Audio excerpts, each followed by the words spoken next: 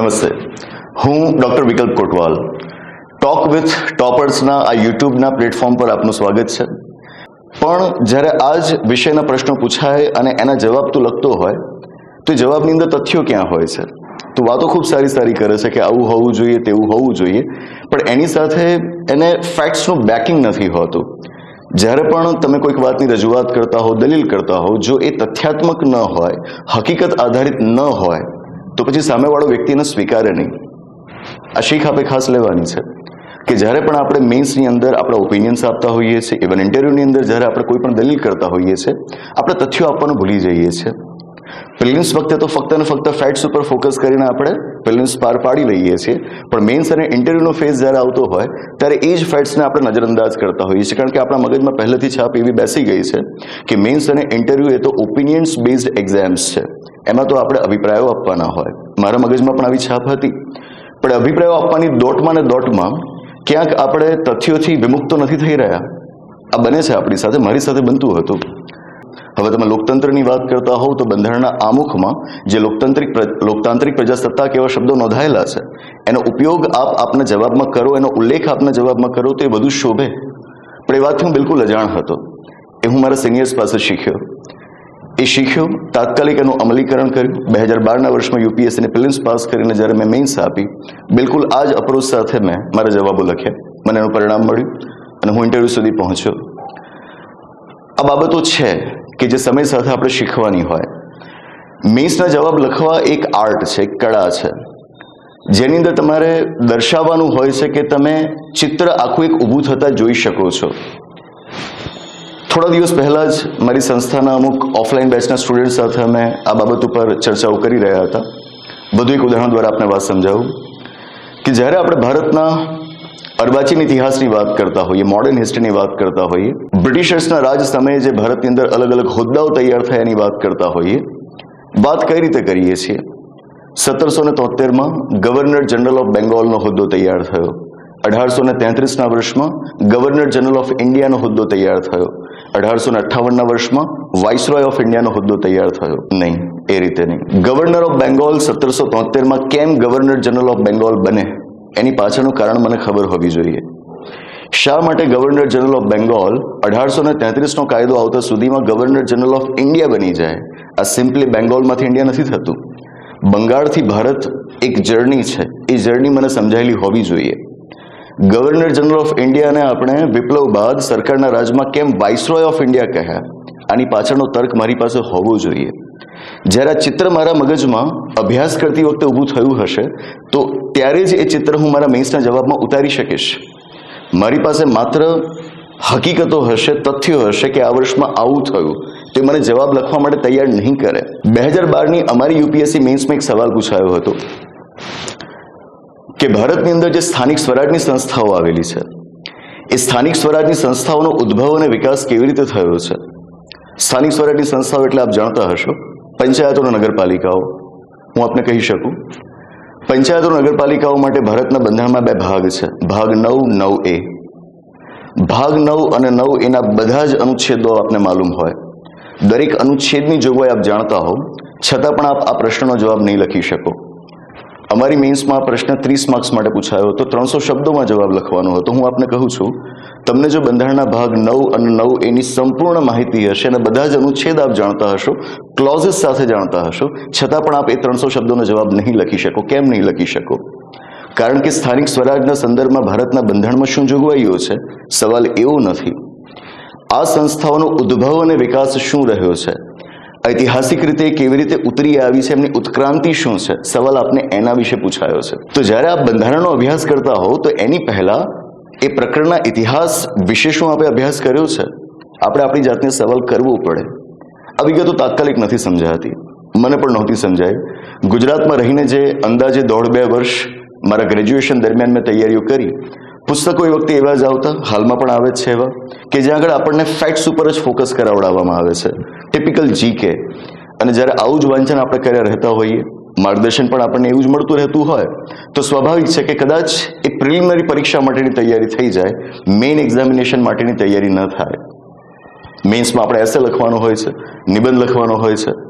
મને હજુ યાદ છે કે 2013ના વર્ષમાં જ્યારે મારી યુપીએસસીની મેન્સ હતી કે જેમાં પણ મેં ઇન્ટરવ્યૂ આપેલો હતો, એ મેન્સની અંદર નિબંધ અમને પૂછાયો હતો. એ વખતે અમારે એક જ નિબંધ લખવાનો હતો. અત્યારે તો 2 નિબંધ લખવાના હોય છે યુપીએસસી મેન્સમાં. સલાહ આપવામાં આવતી કે નિબંધ જે લખવાનો છે એના માટેનો વિષય ક્યારે ફિલોસોફિકલ પસંદ ન કરવો, કારણ કે ફિલોસોફિકલ વિષય જો આપ પસંદ કરો તો જે આપ 2000 શબ્દોમાં નિબંધ લખો, શક્યતા છે કે તમારી ફિલોસોફી વાંચવાવાળાને માફક ન આવે, ઇવેલ્યુએટરને ન ગમે તો તમને ઓછા માર્ક્સ આપી દે. મેં સાહસ કર્યું. હજુ મને યાદ છે કે એ વખતે ગાંધીજીની કોઈક ફિલોસોફીના આધાર ઉપર મને સવાલ પૂછાયેલો હતો, નિબંધ પૂછાયેલો હતો.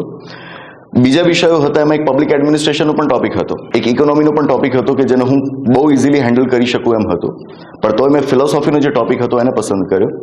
અને આઈ સ્ટીલ રિમેમ્બર કે મેં નિબંધની શરૂઆત એક એ વખતે મૂવી આવ્યું હતું શાહિદ, બહુ જાણીતું મૂવી છે શાહિદ. એ મૂવીની શરૂઆતમાં એક સરસ મજાનું સ્ટેટમેન્ટ છે કે by showing me injustice he taught me to love justice.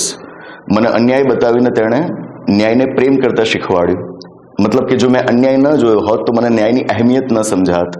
આ વાક્ય સાથે, સ્ટેટમેન્ટ સાથે મૂવી શરૂ થાય છે. મને ખૂબ પ્રિય છે. મેં સ્ટેટમેન્ટ સાથે, એ ડાયલોગ સાથે મારા એસેની શરૂઆત કરી. ફિલોસોફી આખી રજૂ કરી, ગાંધીજીની વાતો કરી. મુન્નાભાઈ એમબીબીએસને મેં ટાંક્યું. મુન્નાભાઈ એમબીબીએસથી આગળ જે લગે રહો મુન્નાભાઈમાં આપણને ગાંધીયન ફિલોસોફી જોવા મળે છે, એની વાતો ટાંકી. I got very good score in essay, ખૂબ સારો સ્કોર. માય પોઈન્ટ ઇઝ, મેન્સ લખવી એ કળા છે, એ આના આધાર ઉપર હું આપને કહું છું. મૂળ કળા એ છે કે બીજા શું કહે છે એના આધારે આપણી તૈયારી સંપૂર્ણપણે ન થવી જોઈએ. સફળ ઉમેદવારો પાસે માર્ગદર્શન લેવું જરાય ખોટું નથી, પણ એ માર્ગદર્શન લીધા બાદ આપ ખુદ કેવા છો, આપનું વ્યક્તિત્વ શું છે, આપની ભાષા ઉપર પકડ કેવી છે, વિષયોને આપ કેટલા સારા સમજ્યા છો, અખબારોનું આપનું વાંચન કેટલું સારું છે, આ બધા મુદ્દાના આધારે આપની મેન્સની તૈયારી થાય. તમે ફક્ત કોઈક ટોપર્સ દ્વારા લખવામાં આવેલા ક્વેશ્ચન્સના આઈડિયલ આન્સર્સ જોઈ લીધા અને પછી વિચારો કે હું આવા જવાબ મારી મેન્સમાં લખીશ, એવું ક્યારે બનતું નથી. પણ મોટાભાગના વિદ્યાર્થીઓ એમનો સમય આમાં જ વ્યય કરે છે. એક તો આમાં વ્યય કરે છે અને બીજો વ્યય કરે છે ટેસ્ટ આપવામાં. મારી યુપીએસસીમાં જેટલી સફળતા રહી, જીપીએસસી ક્લાસ 1-2માં જે સફળતા રહી, જે મુકામ સુધી હું પહોંચ્યો, કદાચ આપને જાણીને નવાઈ લાગશે, થોડુંક અજુગતું પણ લાગશે. મેં ટેસ્ટ સિરીઝ ક્યારે આપી નથી, ન પ્રિલિમ્સ માટે ન મેન્સ માટે. ન આપવી જોઈએ એવું નથી કહેતો, આપવી જોઈએ, માપસરની આપવી જોઈએ. હું ટેસ્ટ એટલા માટે નહોતો આપતો કારણ કે મારી કોન્સેપ્ચ્યુઅલ ક્લેરિટી ખૂબ સારી રહેતી. વિષયો ઉપરની સમજ વિકસાવવા ઉપર મેં ભાર મૂક્યો હતો. મારું સ્પષ્ટ માનવું એવું છે કે જો આપની પાસે કોન્સેપ્ચ્યુઅલ ક્લેરિટી સારી એવી હોય તો આપ માપસરના ટેસ્ટ આપો, 5-10 ટેસ્ટ આપો, મોર દેન સફિશિયન્ટ. ઘણા વિદ્યાર્થીઓ હોય છે કે જે 100-150 ટેસ્ટ આપે છે, છતાં પણ એમને પરિણામ નથી મળતું. કેમ નથી મળતું? કારણ કે એ પહેલા વિષયોને સમજતા જ નથી. વિષયોને સમજ્યા વગર ટેસ્ટ આપવા જાય છે. ટેસ્ટ તમે આપી દીધા, it's just a mechanical process, એ યાંત્રિક કામ થઈ ગયું. એમાંથી તમે કોઈ શીખ નથી લઈ શકતા. કદાચ એવું માનતા હો કે એના જવાબ, એના આન્સર્સ, એના એક્સપ્લેનેશન્સ તમને કોઈક સંસ્થાએ આપ્યા છે, એ વાંચીને તમે તૈયાર થઈ જશો, દેટ્સ ઇમ્પોસિબલ. વિષયોની સમજ હશે તો જ તમે આગળ વધી શકશો. તો જ્યારે આપ પ્રિલિમ્સ પાસ કર્યા બાદ જ્યારે મેન્સ માટેની તૈયારી કરી રહ્યા છો, આગ્રહ એવો જરાય ન રાખો કે તમે ઘણી બધી ટેસ્ટ સિરીઝ આપી દેશો. પહેલા માહોલ યુપીએસસી માટે દિલ્હીમાં હતો કે ટેસ્ટ આપે રાખવા.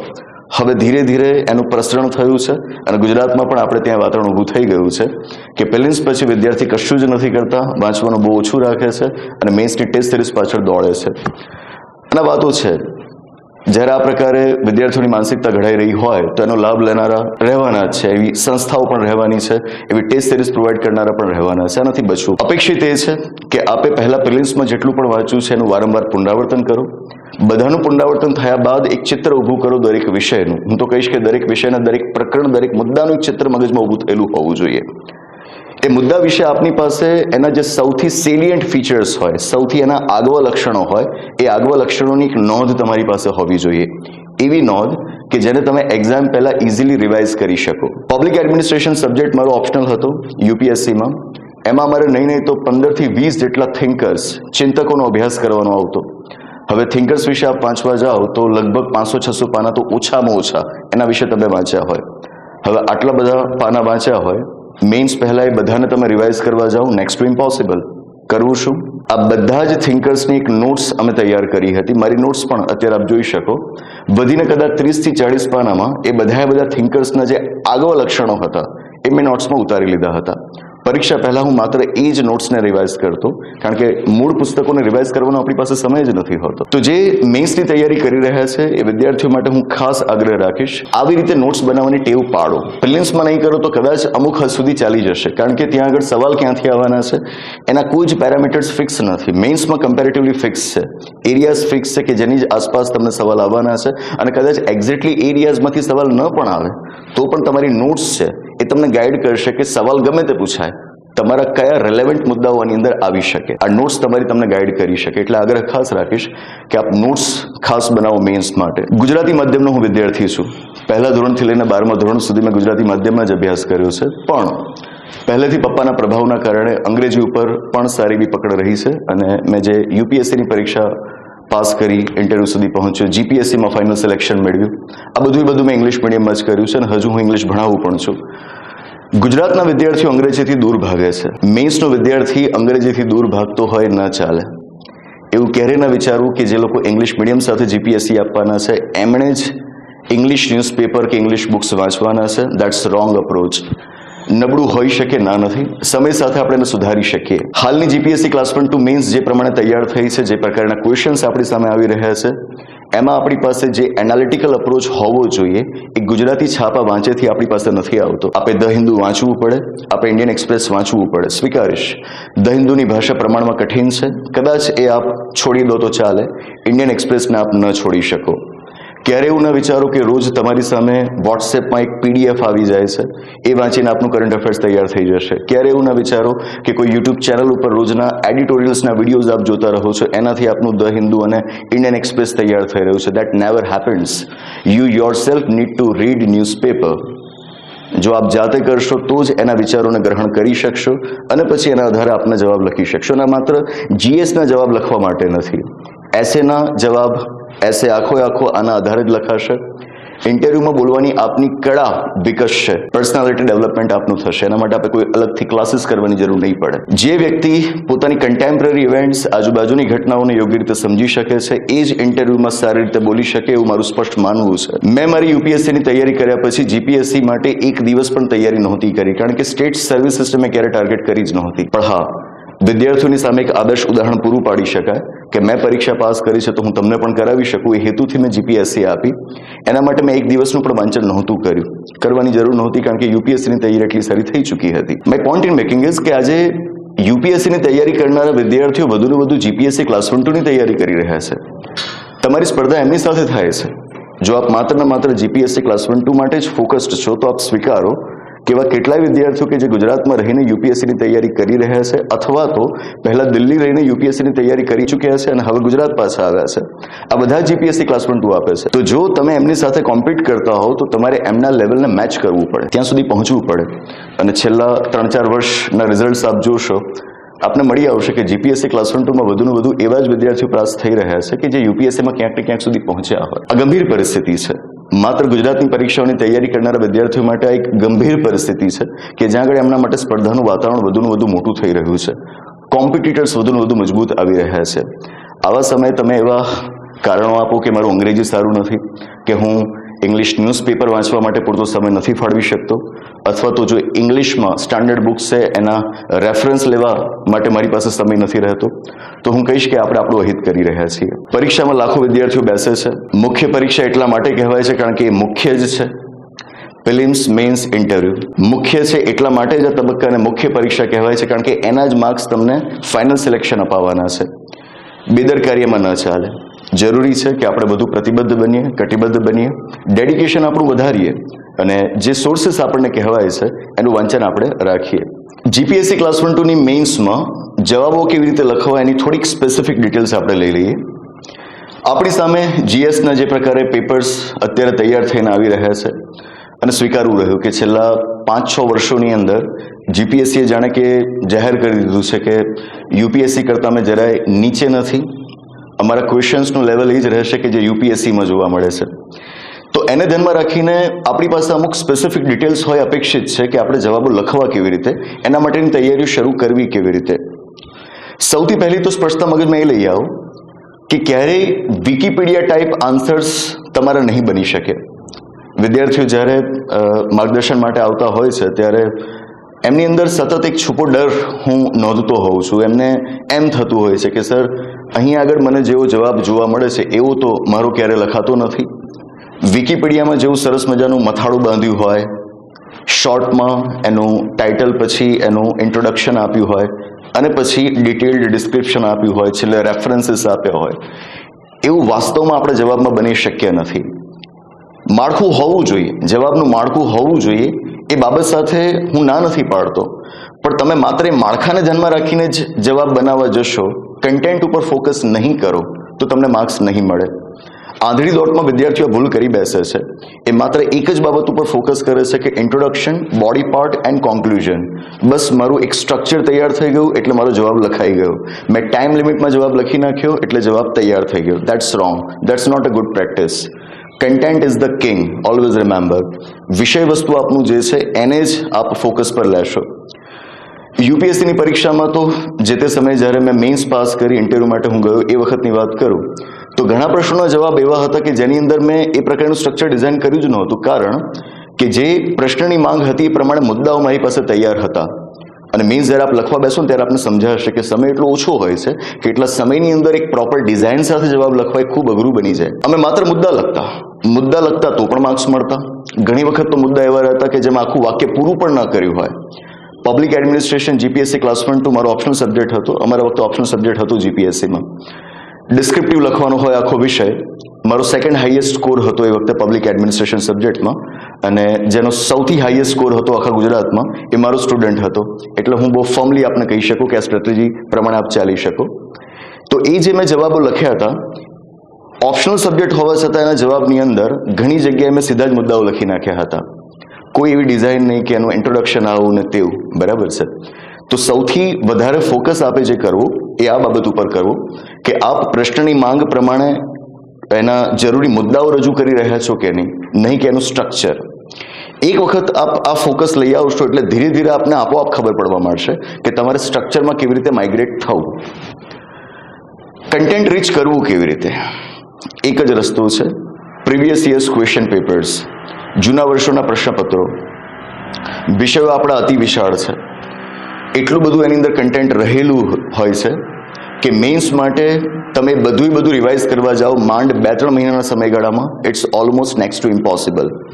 જૂના પ્રશ્નપત્રો જોશો એ તમને આપોઆપ ગાઈડ કરશે કે તમારે પર્ટિક્યુલર કોઈક સબ્જેક્ટની અંદર કેવા ટોપિક્સ ઉપર ફોકસ રાખો. હું તમને એક ઉદાહરણ દ્વારા સમજાવું. મારા શરૂઆતના એટેમ્પ્ટ્સમાં જ્યારે મેં તૈયારી બિલકુલ શરૂ જ કરી હતી ત્યારે જનરલ સ્ટડીઝ સાથે મારો ખૂબ સારો સંબંધ. બધા વિષયો મને સારા ફાવે, એક વિષય સારો ના ફાવે, અને વિષય હતો જિયોગ્રાફી, ભૂગોળ. પ્રમાણમાં મારું કાચું, સાવ કાચું, આવડે જ નહીં એવું નહીં, પણ પ્રમાણમાં કાચું.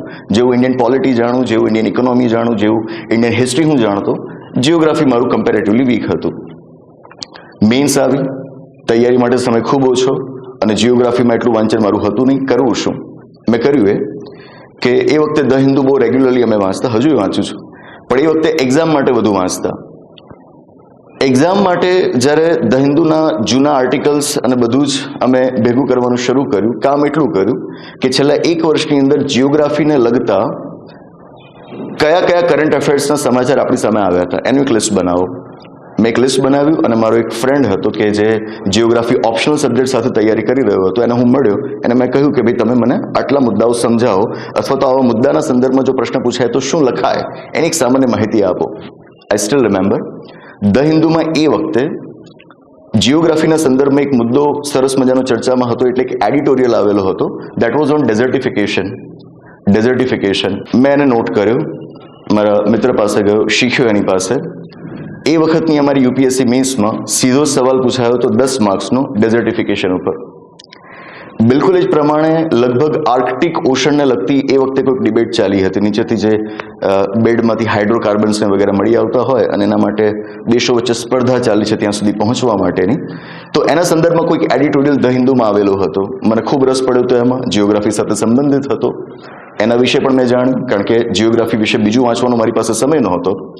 ટુ માય ગ્રેટ સરપ્રાઇઝ પરીક્ષામાં બેઠો, ડેઝર્ટિફિકેશનની સાથોસાથ એ આર્કટિક ઓશન વિશે પણ અમને સવાલ પૂછાયેલો હતો. That's my point.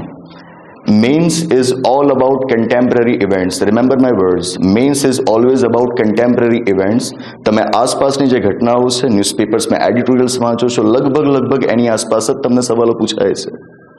2013ના વર્ષમાં 1956ના વર્ષનો કંપનીઝ એક્ટ કાઢીને નવો કંપનીઝ એક્ટ બનાવવા માટેની પ્રક્રિયા શરૂ થઈ ગઈ હતી. એના માટેનું બિલ આવી ચૂક્યું હતું. પરીક્ષામાં અમને સવાલ પૂછાયો, કંપનીઝ બિલ 2013ના સેલિયન્ટ ફીચર્સ વિશે ચર્ચા કરો. That's my point. જ્યારે પણ આપ પરીક્ષાની તૈયારી કરતા હો મેઇન્સ માટે, ત્યારે ધ્યાન એ રાખવાનું કે એટલીસ્ટ છેલ્લા 8 થી 10 મહિનામાં જેટલું પણ કરંટ અફેર્સ આવ્યું છે એના હાઇલાઇટિંગ પોઈન્ટ્સ તમારી પાસે તૈયાર હોવા જોઈએ. પ્રશ્નો એની જ આસપાસ પૂછાય છે. એ સમય હવે ગયો કે જ્યાં આગળ ટ્રેડિશનલ ટાઈપના ક્વેશ્ચન્સ આપણી સામે આવે કે ભારતના રાષ્ટ્રપતિની સત્તાઓ તમે લખી નાખો. અને કદાચ જો એવા સવાલ આવતા પણ હોય તો એની પાછળ પણ કોઈક ને કોઈ કરંટ અફેર્સનો મુદ્દો હશે જ. ફોર એન એક્ઝામ્પલ, હમણાં જ આપણે જોયું હશે છેલ્લા એક અઠવાડિયામાં જ એક મુદ્દો ચર્ચામાં આવ્યો છે અને એ છે સંગમ એજ વિશે. દક્ષિણ ભારતની અંદર જે સંગમ યુગ થઈ ગયો એના વિશે. અત્યાર સુધી આપણે જે ઇતિહાસ ભણ્યા છીએ એમાં એવું કહેવાય છે કે ઈસવીસન પૂર્વે 3જી સદીથી, એટલે 300 BC ટુ 300 AD, આ 600 વર્ષનો સમયગાળો એ સંગમ યુગનો છે.